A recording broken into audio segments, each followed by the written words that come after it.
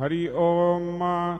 वंदे देव उमापतिं सुरगुरुं वंदे जगत्कारणं वंदे पन्नगभूषणं मृगधरं वंदे पशूनां पतिं वंदे सूर्यशशाङ्कगहनिनयनं वंदे मुकुन्दप्रियं वंदे भक्तजन आश्रयं च वरदं वंदे शिवं शङ्करं।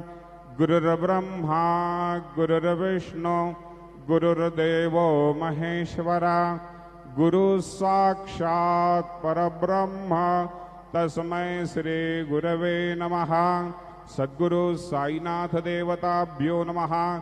सायंकाले साई चरणकमलेभ्यो नमः। विलेपनारते चंदनं समर्पयामि। श्रीखंडं चंदनं दिव्यं गंधाढ्यो सुमनोहरं विलेपनं सुरश्रेष्ठं चंदनं प्रतिगृह्यताम्। चंदनं समर्पयामि।